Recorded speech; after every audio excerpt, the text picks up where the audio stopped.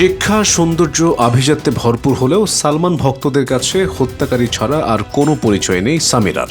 তারা মনে করেন সালমানকে হত্যা করে ঢালিউডের জীবন প্রদীপ নিভিয়েছেন এর নারী। সালমান ছাড়াও একাধিক পুরুষের সঙ্গে নাম জড়িয়েছে তার। শোনা যায় সালমানের কাছেও ধরা পড়েছেন হাতে নাতে।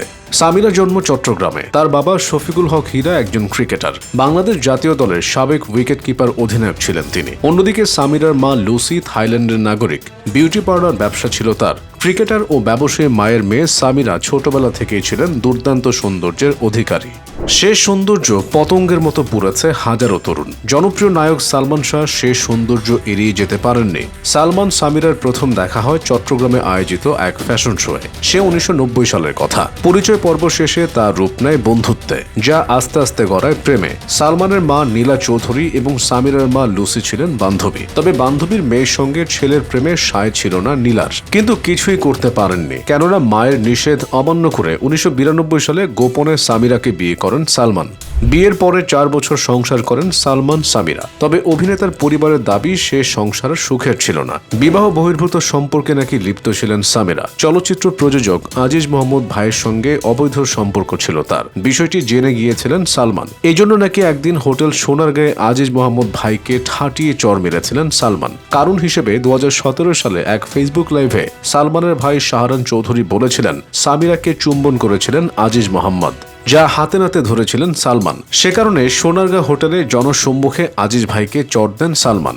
খলনায়ক ডনের সঙ্গেও সামিরার অবৈধ সম্পর্কের কথা শোনা গিয়েছিল। মৃত্যুর পর এসব অভিযোগ এনেছিলেন সালমানের পরিবারের সদস্যরা। তবে সালমানের মৃত্যুতে হত্যা মামলার বদলে অপমৃত্যুর মামলা নেওয়া হয়। এদিকে আদালত অব্যাহতি দিলেও সালমান ভক্তদের আদালতে মহা অপরাধী সামিরা। তারা হত্যাকারী ছাড়া অন্য কিছুই ভাবেন না তাকে। আজও সালমান ভক্তদের কাছে একই পরিচয় সামিরার। কেউ রহস্যময়ী, কেউ ডাইনি, আবার কেউ বা খুনি বলে ডাকেন। এদিকে সালমানের মৃত্যুর পর তারই বন্ধু মোশতাককে বিয়ে করেন সামিরা। সে ঘরে 2 কন্যা, 1 পুত্র সন্তান রয়েছে তার। তবে সে সময় লোকচক্ষুর আড়ালে চলে যান সামিরা। গুঞ্জন উঠেছিল স্বামী সংসার সন্তান নিয়ে দেশের বাইরে থিতু হয়েছেন রহস্যময়। এরপর বহুদিন খোঁজ ছিল না তার। বছর কয়েক ধরে সাংবাদিকদের অনুসন্ধানে বেরিয়ে আসেন এই নারী। গেল বছর 3য় বিয়ে করে ফের আসেন আলোচনায়। সামিরা 3য় স্বামী হিসেবে রয়েছেন ইশতিয়াক আহমেদ। তিনি একজন ক্রিকেট বিশেষজ্ঞ। একসময় জাতীয় দলের হয়ে খেলতেন। সামিরার বাবা ও ইশতিয়াক একই দলে খেলায় গুঞ্জন উঠেছিল বাবার বন্ধুকে বিয়ে করেছেন সামিরা। সালমানের ঘর করেছেন সামিরা 4 বছর। সে সময় সুযোগ থাকতেও অভিনয়ের নাম লেখাননি। তবে সম্প্রতি মডেলিং করেছেন সামিরা। গো দেশি নামক একটি পোশাক ব্র্যান্ডের মডেল হয়েছিলেন তিনি। সেটি ছিল নিতান্তই শখের বশে।